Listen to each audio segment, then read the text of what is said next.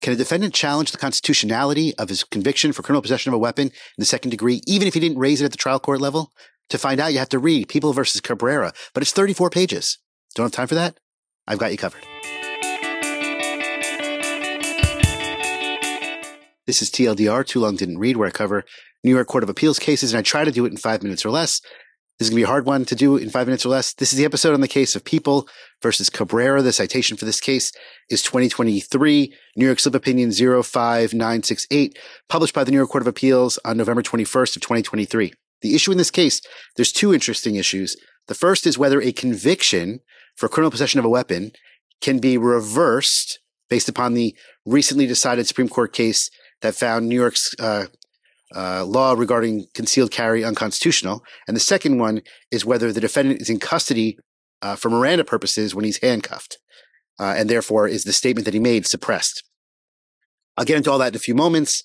The background that I think is helpful to understand this case is first under Penal Law 26503, that's criminal possession of a weapon in the second degree, loaded firearm. It's illegal to possess a loaded firearm in public under that section of the Penal Law. But the other thing you have to know is that in 2022, there was a United States Supreme Court case called New York State Rifle and Pistol Association versus Bruen. Sometimes people call it Bruen 2 because there's another case from 2020, similarly named, which basically found New York's law, the 1911 Sullivan Law, which required applicants for a concealed carry license to show proper cause or a special need that's distinguishable from every other member of the public, why they should get a concealed carry permit. They found that that law was unconstitutional because the Second Amendment doesn't require people to have a special need. It's just it's a different standard. It's a general right that people have to protect themselves, according to the Supreme Court. So that's in 2022, that New York State Rifle and Pistol Association versus Bruen case.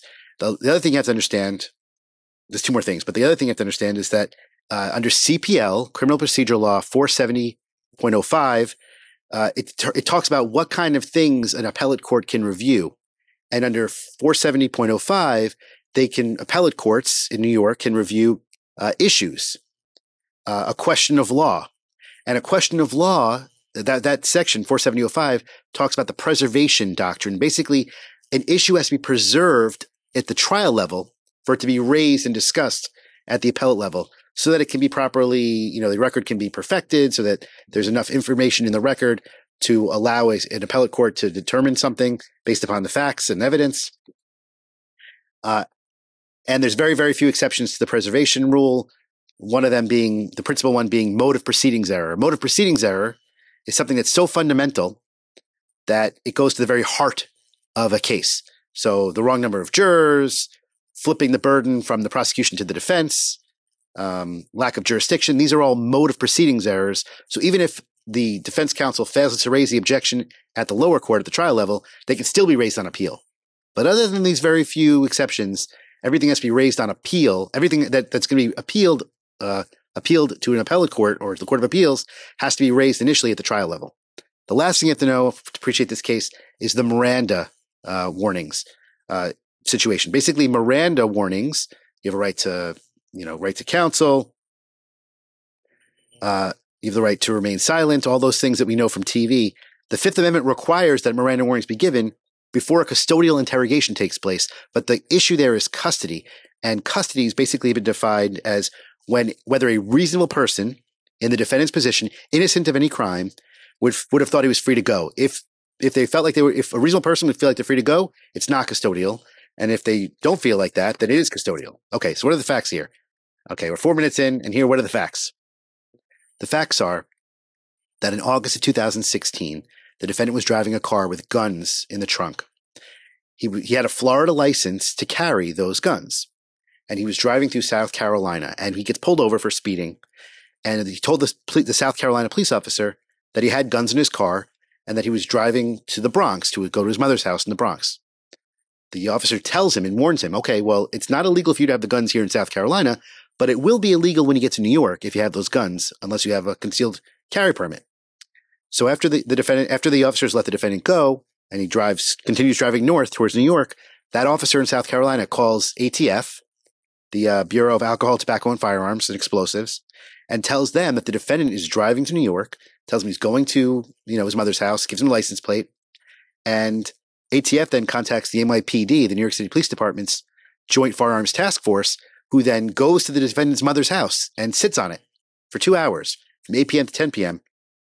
When the defendant finally pulls up his car, and as soon as he gets out of the car, detectives, walk up to the car and start talking to him and saying, hey, can I see your license, registration, and insurance? And they place him in handcuffs at some point while they're asking these questions. And while he's in handcuffs, they say to him, do you have an identification? He says, you can go get it from my center console. They go and they get his wallet, and inside the wallet, they also find the concealed carry permit that he has from Florida. And they say, do you have any guns? Do you have anything I should know about in the car? And he says, yes, I've got guns, which they go retrieve. They find multiple handguns. They find 3 handguns and a disassembled rifle. They arrest him. They bring him to the police precinct, where at that point, they formally Mirandize him. He signs the Miranda form. He signs a consent to search form. And at that point, he invokes his right to an attorney, but never evokes his consent to search. At trial, he moves to suppress all the things that he said and all the things that they recovered.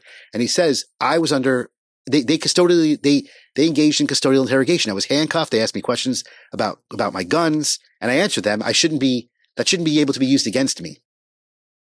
And he also says that my consent was not valid because it was preceded by this custodial interrogation. The judge allows it all in after a suppression hearing.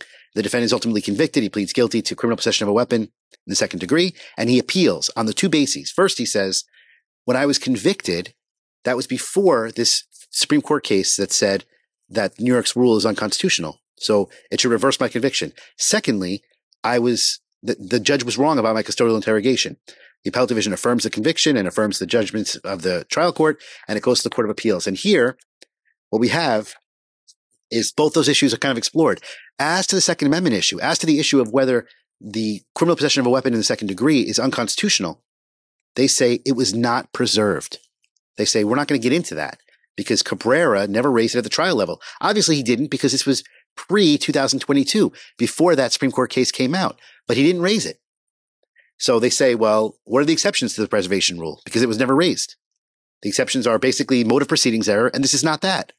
So they basically say that because the exception does not apply and it was not raised at the trial level, it's not an issue of law that's properly presented to us.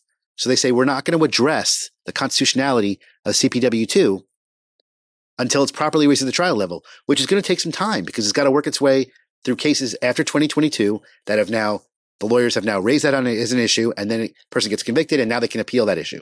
So that's the issue of Cabrera. They say, with respect to the Second Amendment, it's got to be preserved before we can address it. And as to the custodial interrogation, they say, was the defendant in custody for purposes of Miranda? The defendant wanted to say to the court, and they were arguing in the oral argument, I was in handcuffs and they asked me questions. Handcuffs plus questions should equal custodial interrogation.